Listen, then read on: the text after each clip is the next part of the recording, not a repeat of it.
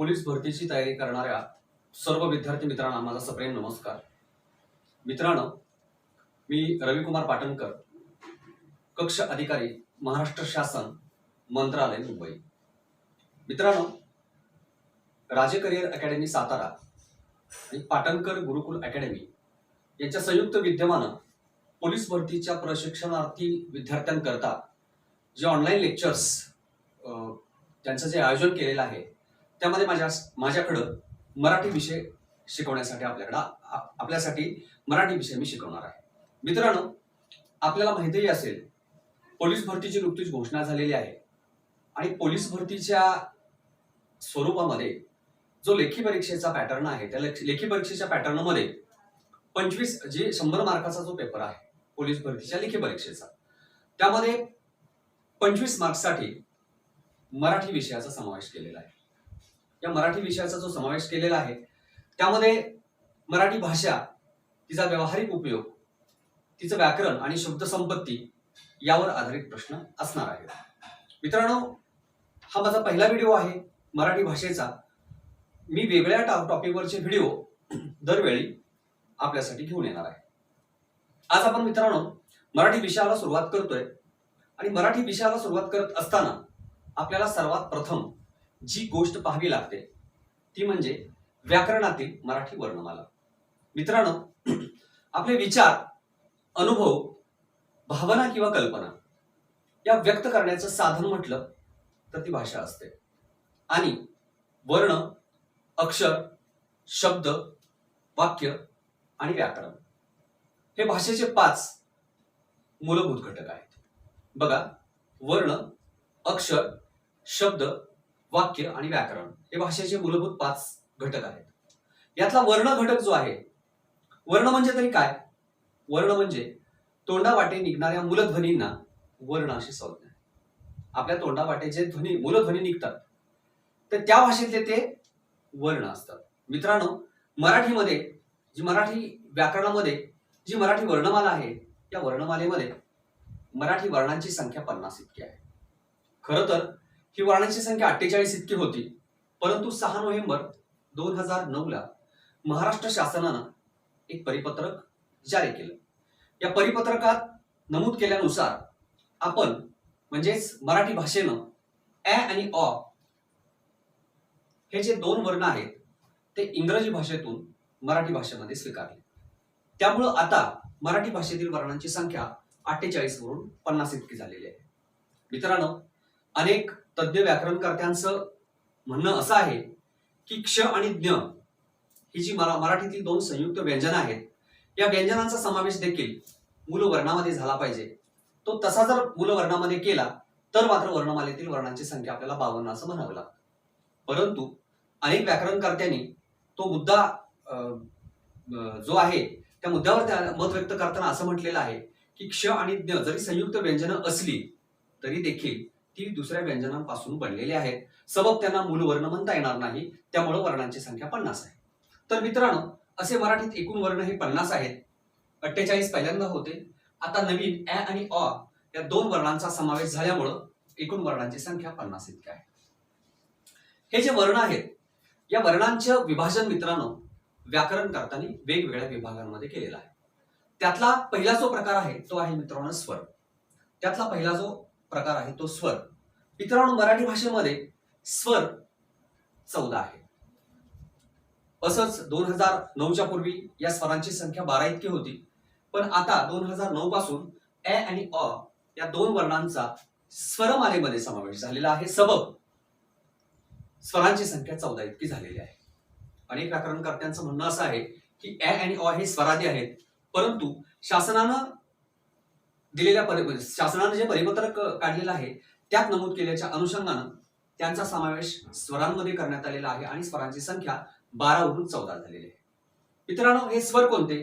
अ, आ, इ, E, उ, उ, रू, ऋ, ए, ॲ, ऐ, ओ, अ आणि औ.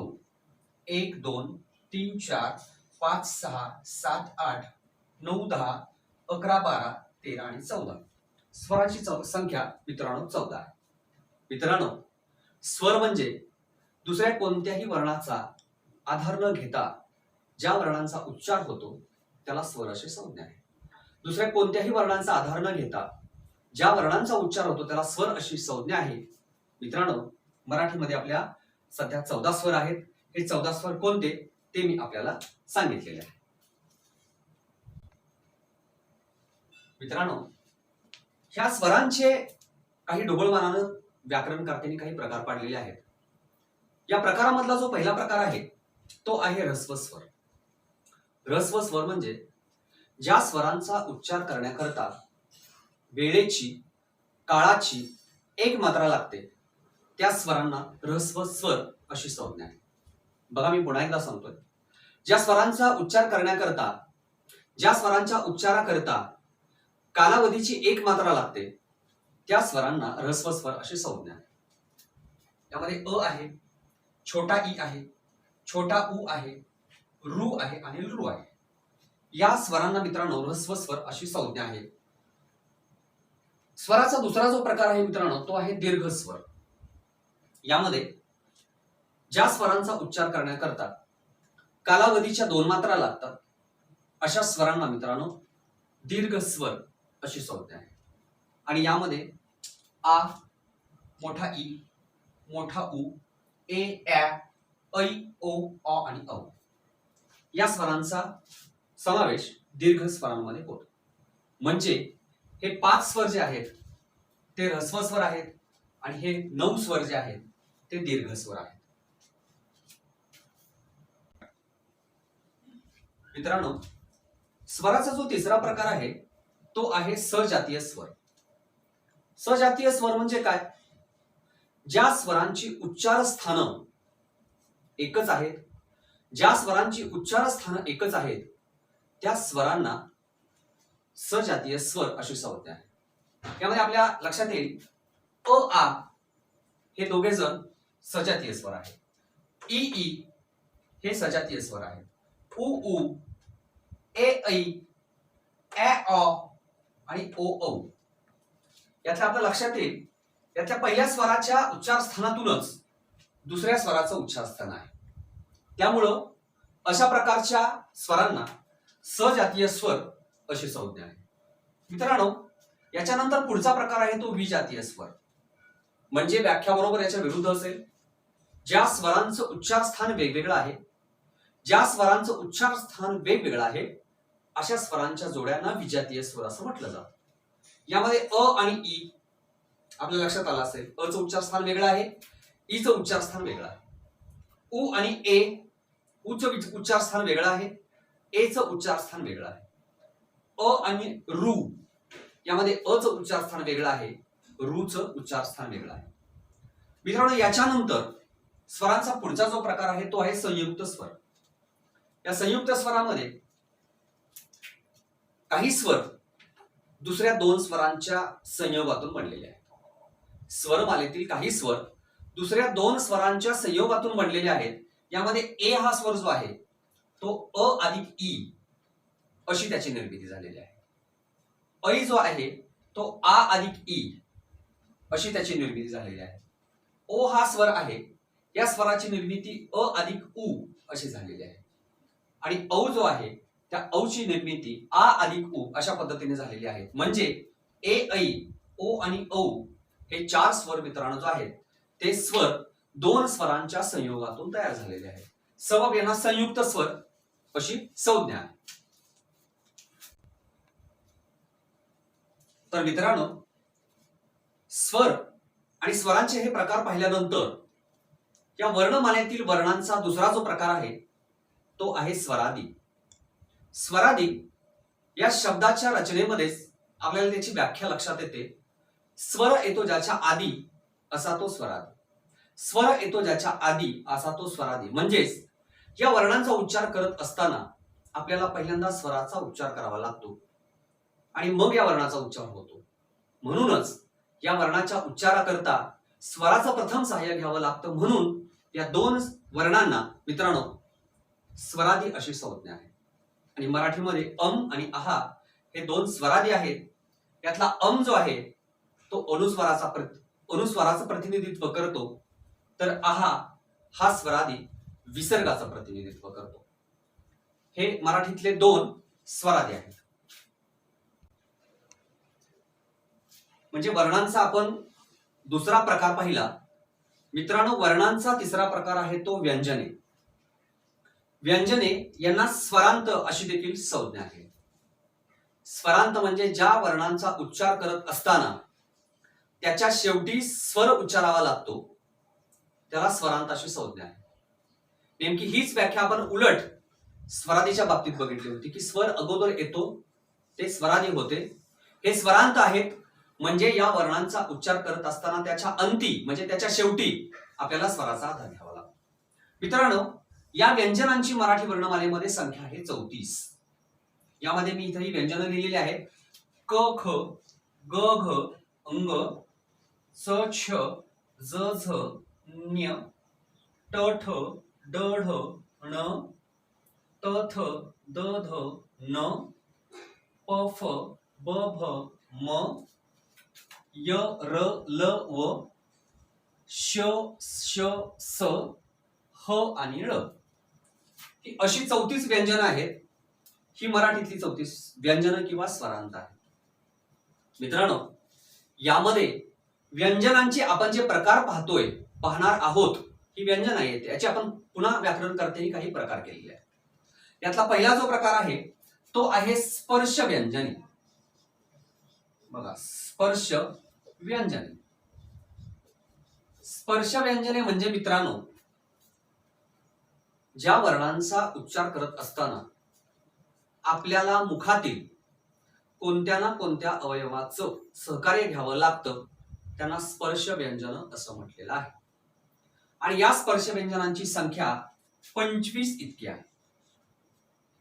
आणि ती स्पर्श व्यंजन क पासून प पर्यंत अक्षरांच्या 5-5 अक्षरांचे जे गट आहेत ते संपूर्ण गट म्हणजे क ख ग घ ङ च छ ज झ ञ ट ठ ड ढ ण त थ द ध न आणि प फ ब भ म या 25 वर्णांना स्पर्श व्यंजने अशी संज्ञा आहे. याच्यानंतर याच व्यंजनांचा दुसरा एक प्रकार आहे कठोर व्यंजन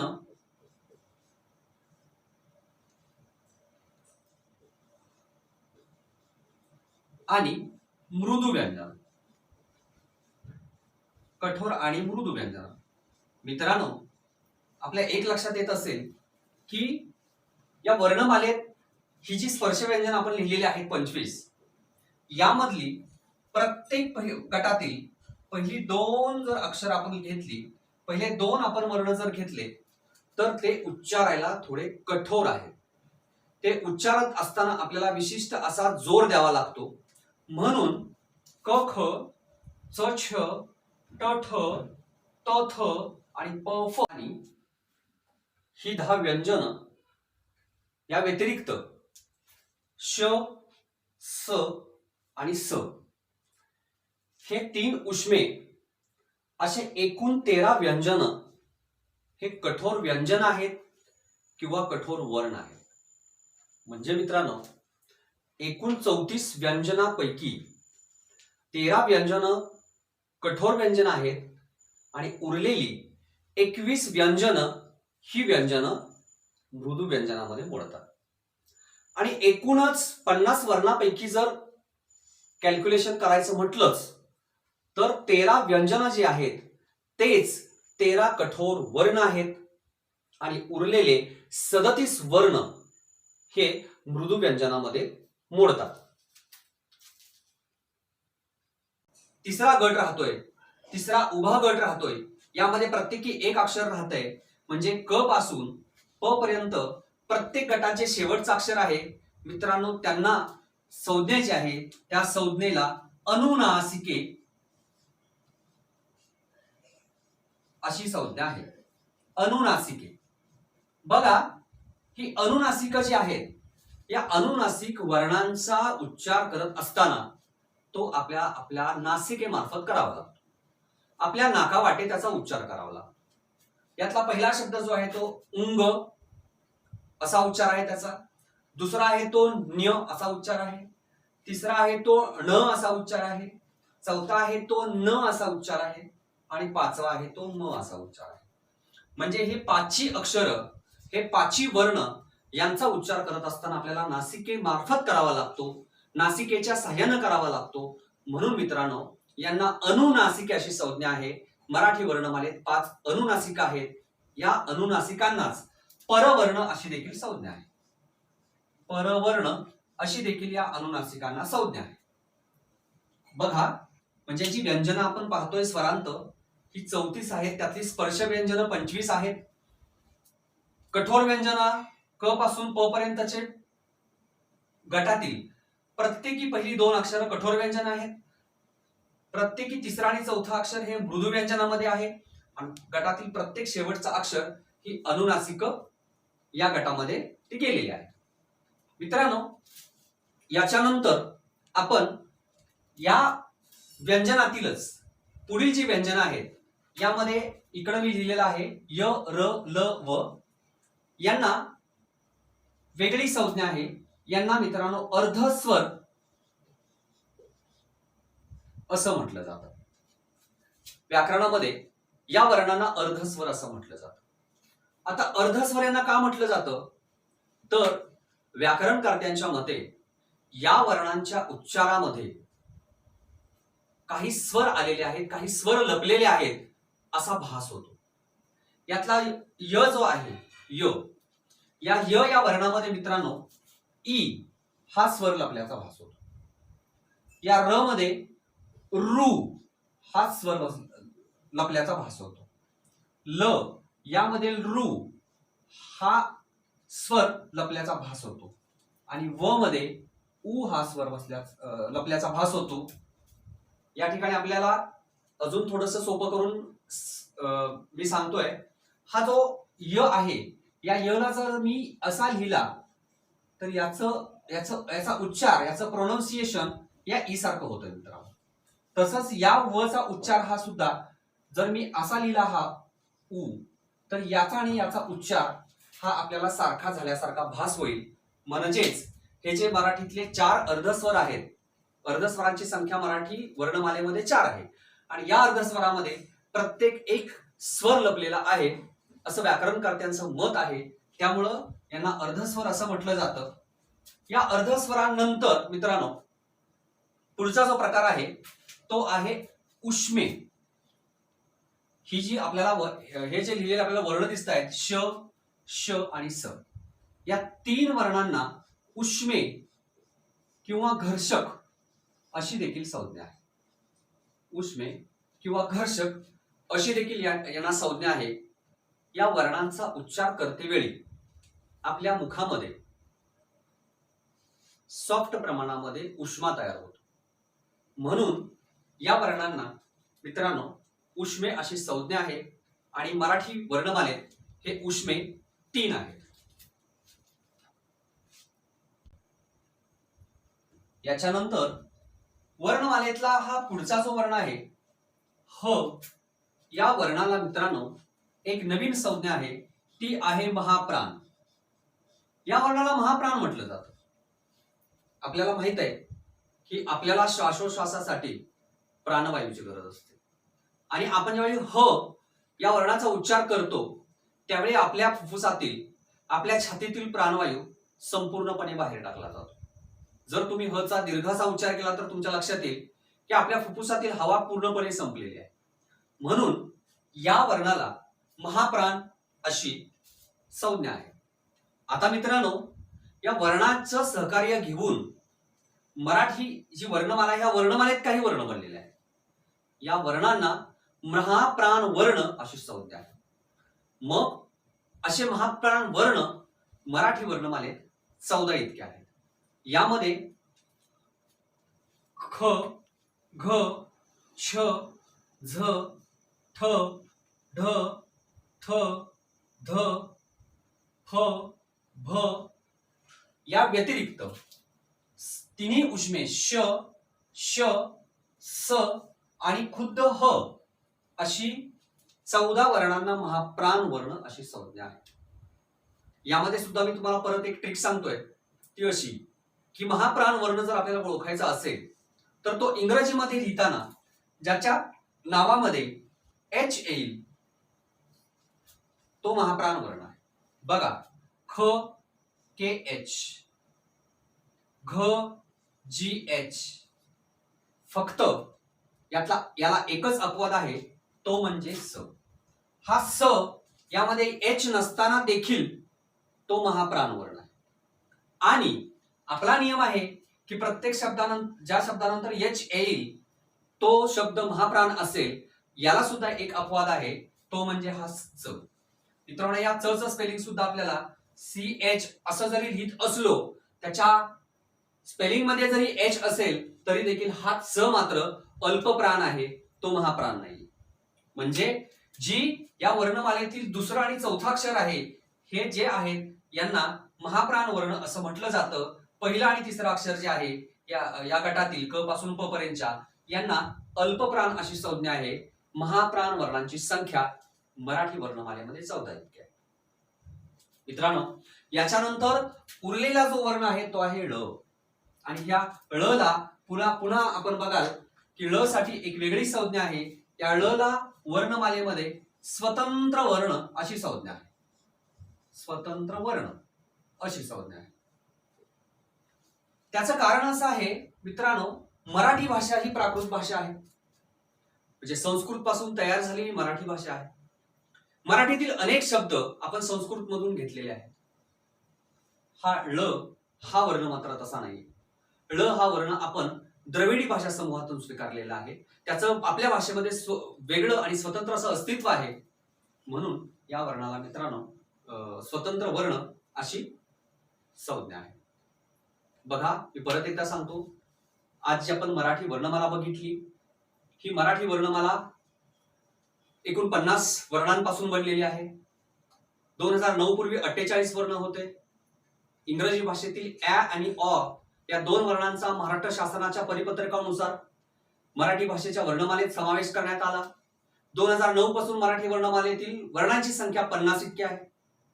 यामध्ये या वर्णमालेचे जे प्रकार विभाजन केलेलं आहे वेगवेगळ्या प्रकारांमध्ये, त्यातला पहिला प्रकार आपण तो बघितला स्वर. या स्वरांची संख्या 14 आहे.